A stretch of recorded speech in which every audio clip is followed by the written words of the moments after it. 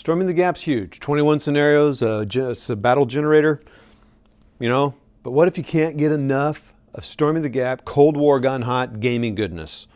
Well, thank goodness there's Storming the Gap, the expansion pack, the Defense of Frankfurt, Storm and Steel Second Wave, and the Drive on Gießen. All right, well, let's talk about this real quick, everybody. This is an expansion pack that you came with the Kickstarter. I gotta tell you, I don't know how much it is retail. The Defense of Frankfurt are 2 scenarios on this one map here that you're seeing here. I will show you the whole map here in just a second. But basically 2 scenarios. I have not done an official count, but I just did a real quick count of the Soviet Union units in scenario 1, breakthrough to Frankfurt, and it's 70 to 100 counters. There's about 70, I don't know, there's a lot of stuff going on there, so I don't even know how much is on the Allied or American West side.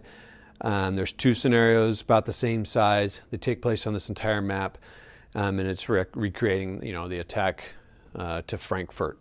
But for these, there's also, just like in the base game, there are unit tables, so you can learn about all the units, what's available, the headquarters and attachments, and it lets you do that. There's also, I believe this is the one that has special battalion movement weight ratings, I believe. But anyway, so it allows you just to move more of the units at once. So that's pretty cool. So that's the Defense of Frankfurt. Let's take a look at the map. All right, so here you go. It's basically it's about 6 inches less wide than a ping pong table. The length of it, the map. So it's maps 37, 38, 39, 40, 41, 42, 43, and 44. Sorry, I could have just said 37 through 44, but I didn't. So that's 8 maps total. A lot of city on here. So this is all town or city. Up there, there, bam. That's lots of city. Open, a little bit of forest, some hills, lots of crops here. I don't know if there's new terrain in here from the base game.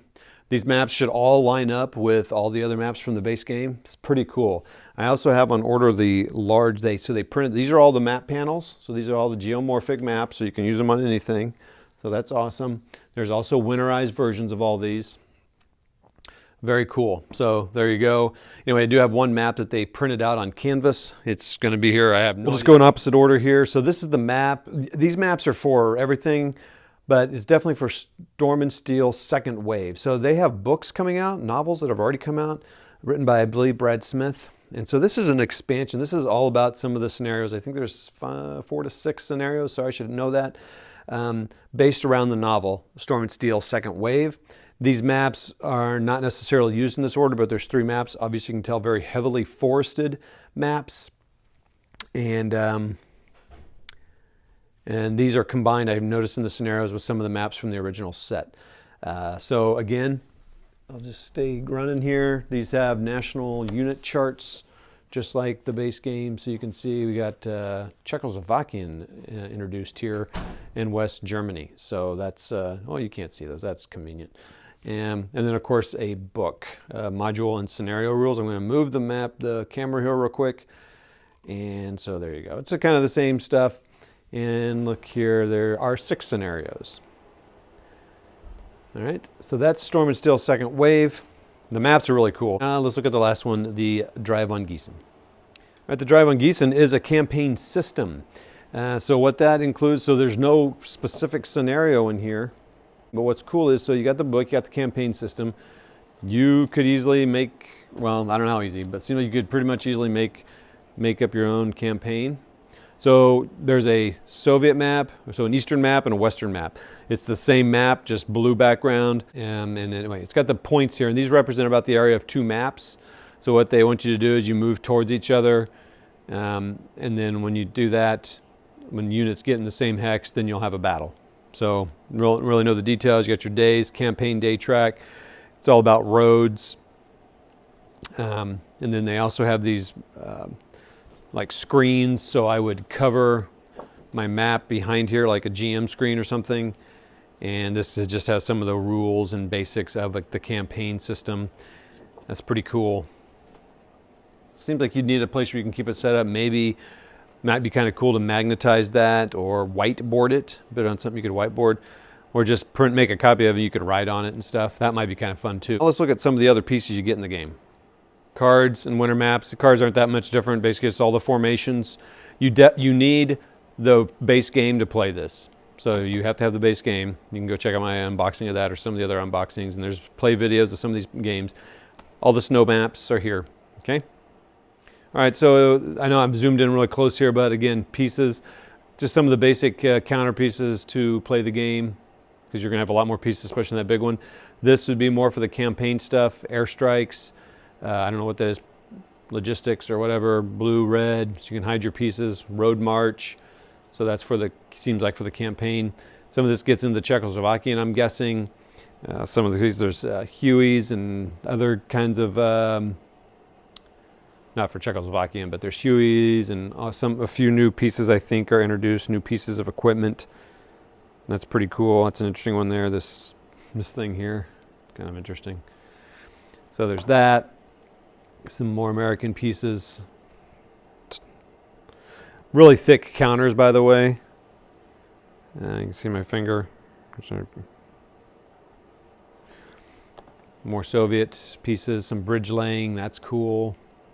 Mines, rockets, rocket artillery. So that's the pieces. And then here's the last thing for my miniature gamer friends. This is a cool thing. I believe that this was a Kickstarter add-on here, so I don't know if I'm assuming you can buy these, but I don't know. This is pretty cool. These are data cards. So they are a little differently shaped, which is an interesting choice, design choice, but data cards, unit data cards. But the cool thing is they made them partially for many miniature game players, because a lot of people are going to want to game this in miniature. So you can see they got the unit type. It shows you the counter. So this is cool. If you got counters in the game, you can pull these out and have them sitting there. And so it shows you a lot of the same stuff those data cards. Tells you your special functions, unit types, and then their ranges in hex, if you're playing 6mm, 15mm, 28mm, and then the cost in points.